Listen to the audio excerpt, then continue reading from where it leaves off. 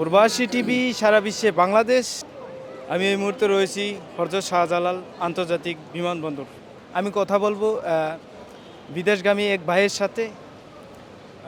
ভাই আসসালামু আলাইকুম। ওয়ালাইকুম আসসালাম। আসসালামু আলাইকুম। ওয়ালাইকুম সালাম। ভাই আপনার পরিচয়টা? আমি আলামিন, নোয়াখালী বাড়ি। আমি বাহরাইন থাকি। গত মাসে আসছি, আমি এখন সৌদি যাচ্ছি উমরা করার জন্য। রাত্রে 1:50 ফ্লাইট ইনশাআল্লাহ। এখন তো বাহরাইনে ভিসা বন্ধ, তারপরেও আদার্স কান্ট্রি যতগুলো আছে সব কান্ট্রিগুলোর মধ্যে যাওয়ার সময়, যাওয়ার আগে সবারই উচিত যে কোনো একটা কাজ শিখে যাওয়া। তা না হলে ওখানে যে অনেক হ্যারাসমেন্ট হতে হয়। কাজ না জানা লোকের কোনো ভ্যালু নেই। তাদের এই যে বাইরে ঘুমাইতে হয়, রাস্তার ধারে ঘুমাইতে হয়, অনেক কষ্ট হয়। সুতরাং আমি বলবো যে কোনো লোক বাইরে যাবে, বিদেশ যাবে, তার একটা কাজ জেনে তারপরে যাওয়া উচিত। ভাই আপনি যখন বাহরাইন থেকে বাংলাদেশে এসেছেন তখন কোনো ধরনের কোনো সমস্যার সম্মুখীন কি আপনি এয়ারপোর্টে হয়েছেন?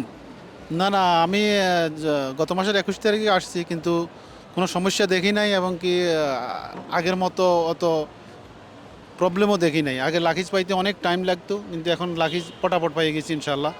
আচরণও ভালো। তবে এখন কিছুক্ষণ আগে দেখলাম যে এখান থেকে এরিয়ে নাই, টলি নাই। এরিয়ে পর্যন্ত এই যে পার্কিং পর্যন্ত টলিটা দরকার। কারণ টলি যদি পার্কিং পর্যন্ত না হয়, প্রবাসীরা মাথায় করে লাগেজ নিয়ে যাচ্ছে এখন পার্কিং পর্যন্ত। ধন্যবাদ আপনাকে। তো প্রবাসীগামী ভাই আমাদেরকে বোঝাতে চেষ্টা করলো যে আগে যে সমস্যার সম্মুখীন হতো মানুষ, কিছুটা হলেও এখন স্বস্তি মিলছে। আপনি যে কোনো রাষ্ট্রেই যান না কেন, যে কোনো কাজের দক্ষ হয়ে আপনার বিদেশ যেতে হবে।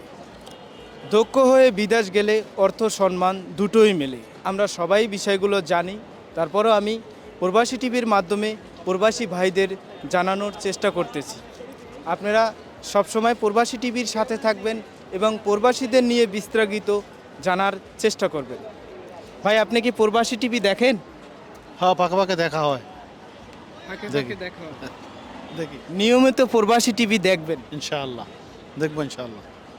আমি আশা করব যে আপনারাও এয়ারপোর্ট থেকে, এখানে থেকে সব সমস্যাগুলো দেখবেন। এই যে কথা আর কি, আর লাস্ট কথা।